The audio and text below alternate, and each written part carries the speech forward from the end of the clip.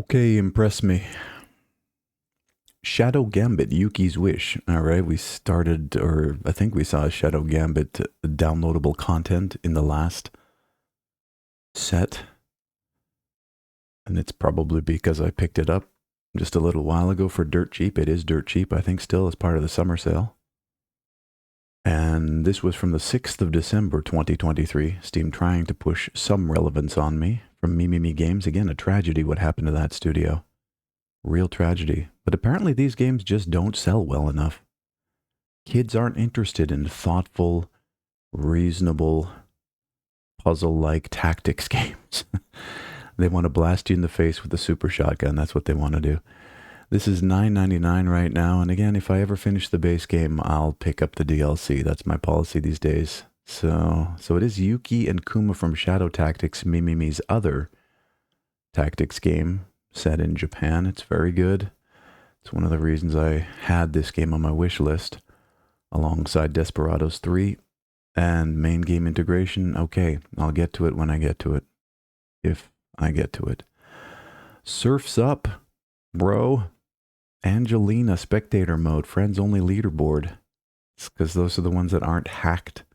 You've got your default Unreal Engine avatar sitting here. This does not bode well at all. Not only that, but the fact that this character is clipping right through the universe with his little toes sticking out of the concrete.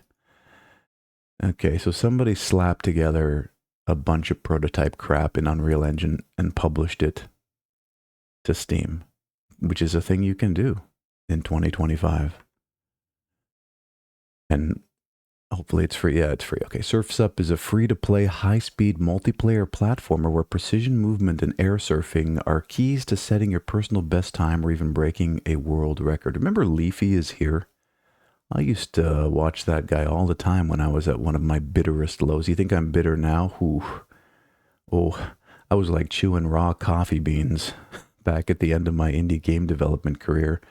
And Leafy Was Here would have his just pure acidic commentary over top of CS surfing. Where you just surf on this angled geometry. Try to get as much momentum as possible as you go through these levels. It's actually pretty fun.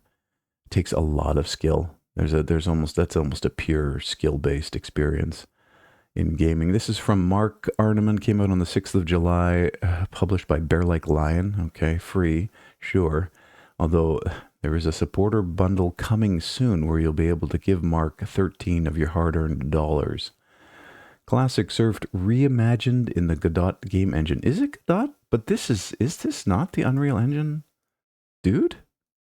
Or can you just export this guy, or does Godot have their own thing that looks like the Unreal Engine? Okay, it could be. It's been a while since I've looked into any game development tools. So my bad. Multiplayer your way, surf solo or with friends. Join public lobbies, host your own. Private lobbies are included with the optional supporter bundle. That's kind of weird to get peer-to-peer hosting through a pay gate. Mark? Surfing mechanics. So yeah, if you don't get it, it's a ramp that's curved and you got to carve the thing. It's so hard to explain how it works. And probably if you go and try it right now and you've never tried it, you'll think this fucking sucks. And then it'll click for you and you'll be like, wow, this is kind of the best thing ever. Daily map rotation, classic surf maps, built-in voice chat, global and friends-only leaderboards, cosmetic item drops, and don't forget that supporter bundle DLC. All right, good luck, Mark. Knoll Hack. Okay, so it's a rogue. It's an actual rogue. We don't call these roguelikes. They're rogues. You move, the world moves. Enemies come and try to beat you up. It's got a very, very wild early internet aesthetic. Like the early web design type aesthetic. Like early AOL, GeoCities, that kind of thing. Okay.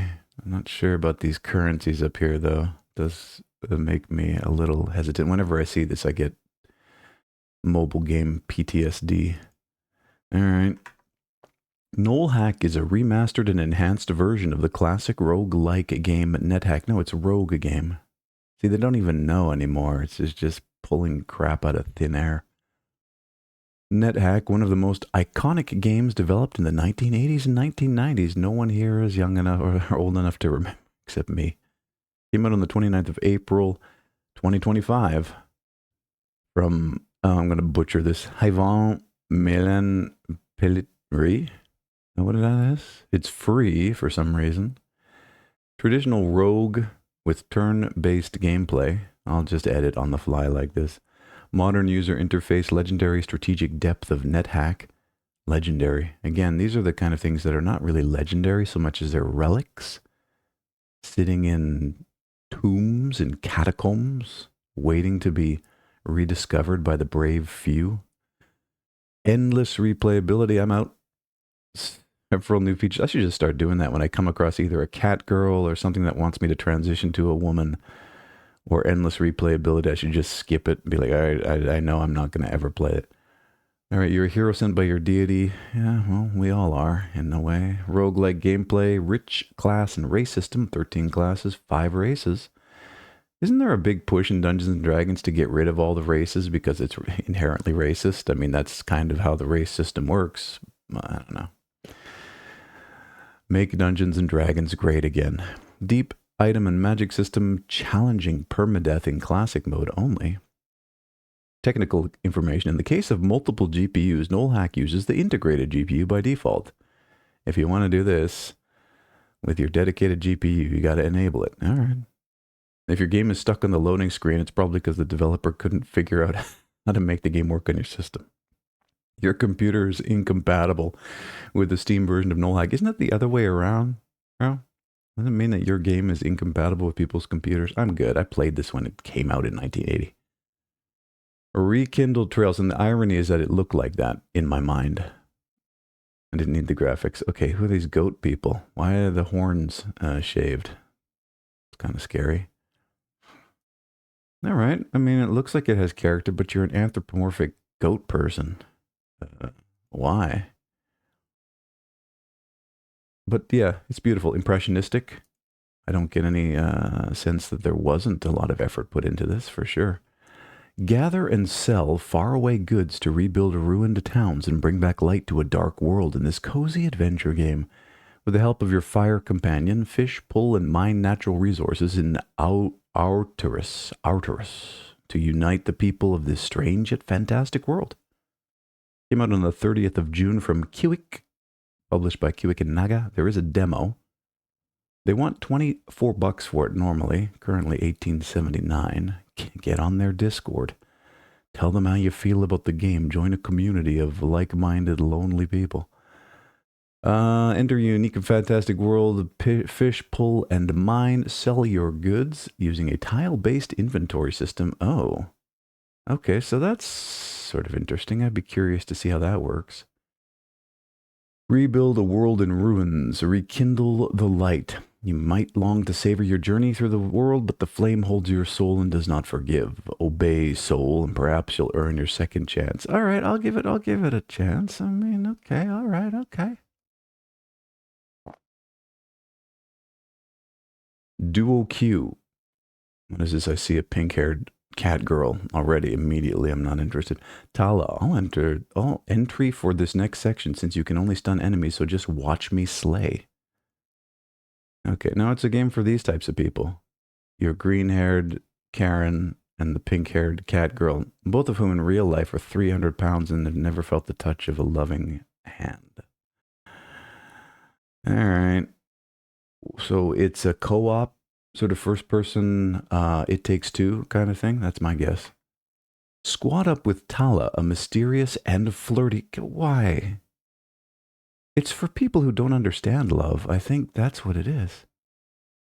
Player you meet in the lobby of a fictional first-person shooter game. Oh no, okay, this is just straight up fetish fantasy. Use your real-life voice to talk with Tala over comms, solve puzzles, and fall in love with this artificial intelligence. Wait, what? By the end, you'll answer the most important question, is she into you? And don't forget, you are also a she.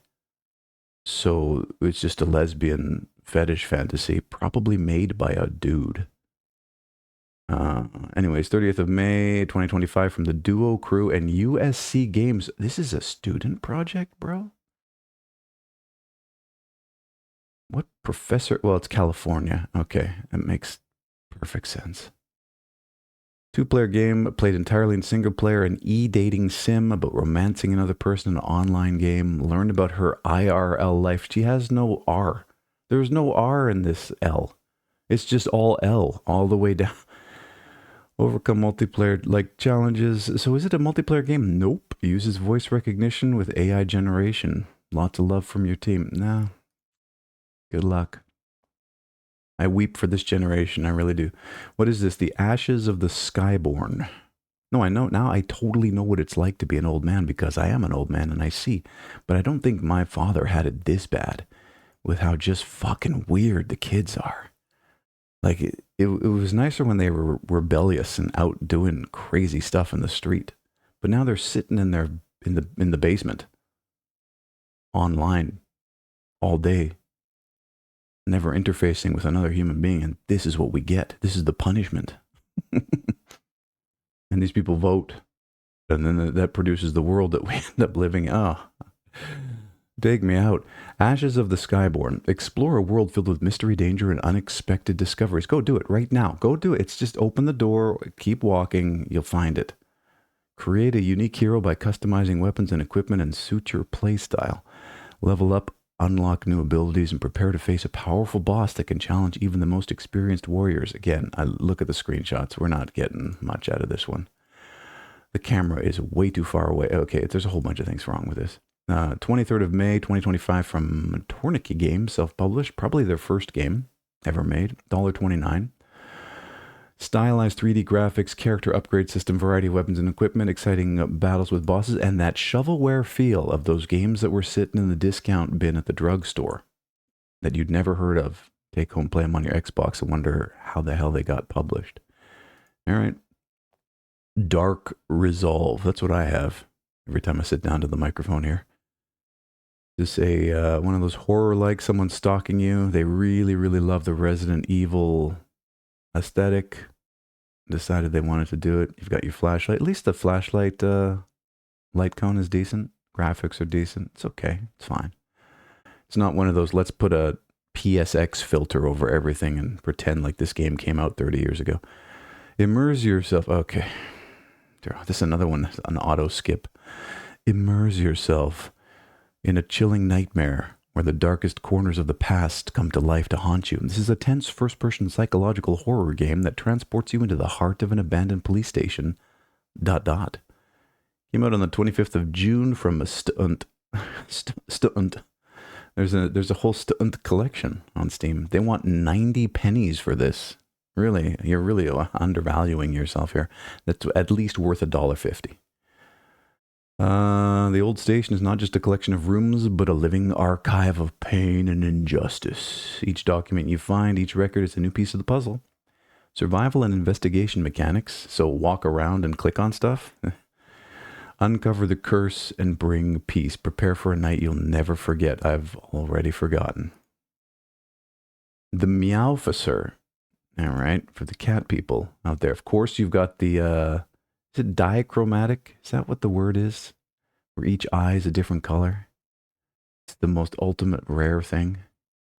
And yet it seems to happen all the time with cat people. So what is this exactly? You've got cats with tasers running around in a chunky pixel art. At least the pixel art is consistent, pixel density.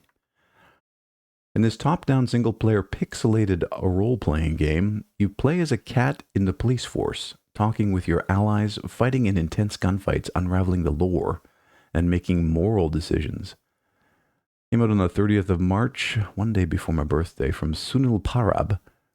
Ethan Ryan, it was a student game, I would imagine. This is the only time you gather a bunch of people with their real names together, and a multinational team, too.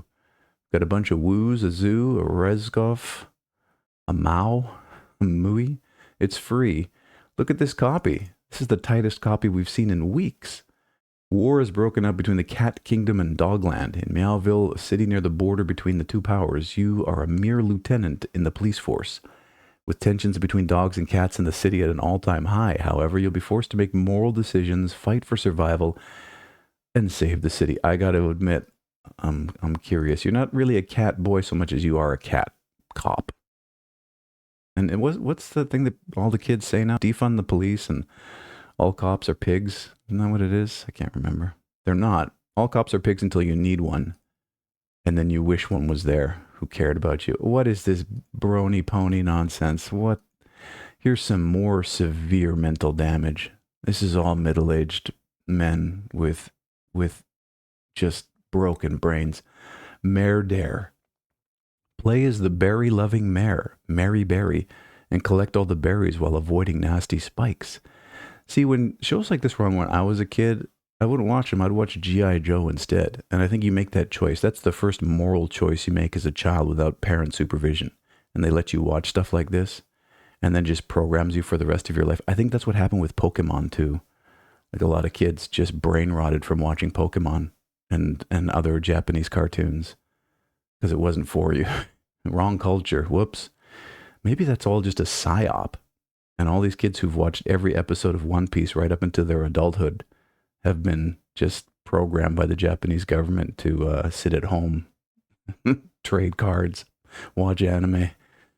What did I actually read this? I can't even remember. Play as the berry-loving Mary Berry and collect all the berries while avoiding nasty spikes. Came out on the 24th of June from Rakan Haddad Software, self-published. They want $1.29. Shovel it on there. Traverse, there's 6 levels. It's a dare. I dare you to play this. Well, I'm going to fail. I'll take truth instead. I think you're an absolute... Okay. Use portals and unlock the ending. All of this and more. Ultimate game by Rakan Haddad. So ultimate means the end and final. So let's hope, Rakan. Let's hope that's all you manage.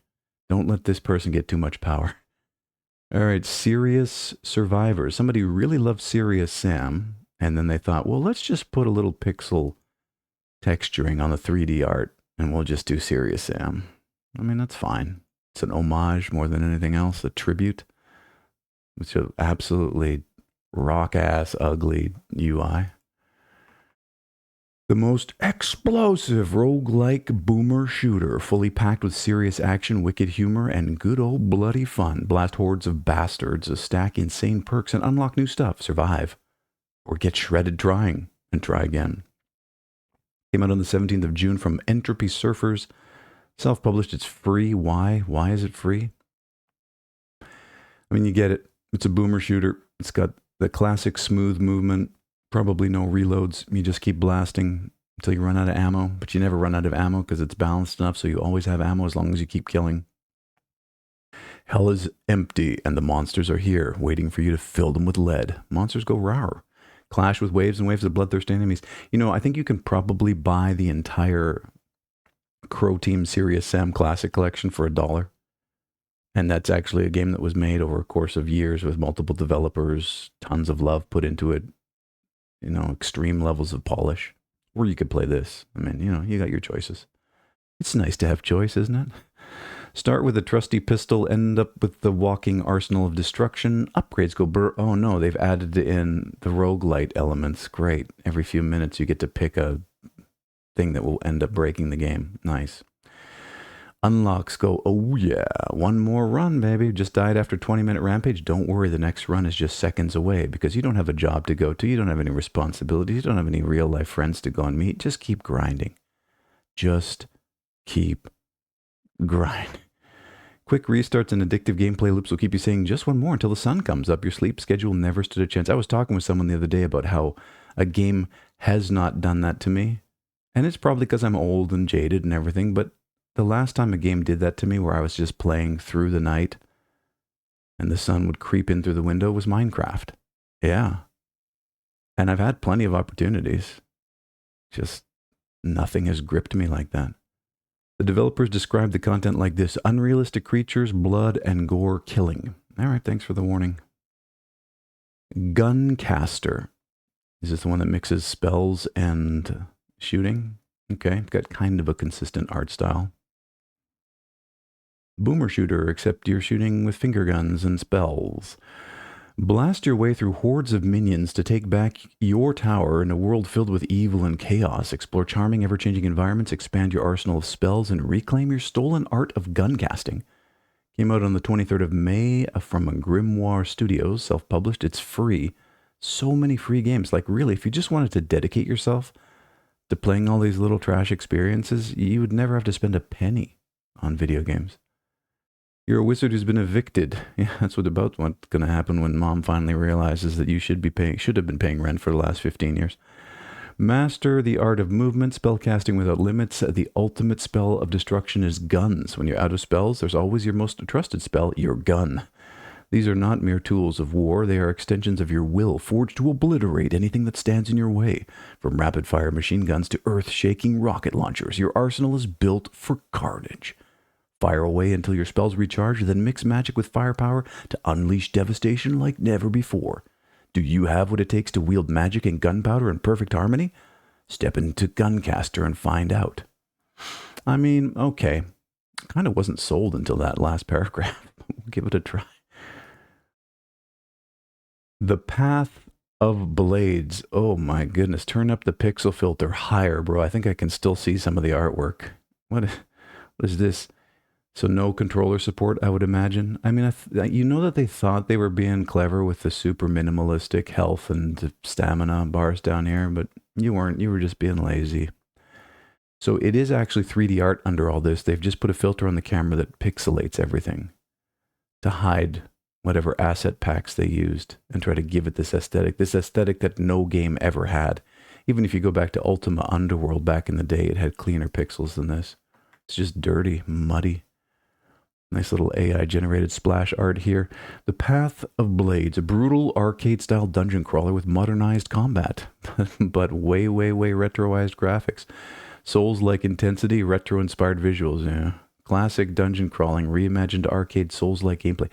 I wish I could remember the name because there is one that actually lives up to that description, and it's set in ancient Japan with Japanese demons and stuff, and it's so good.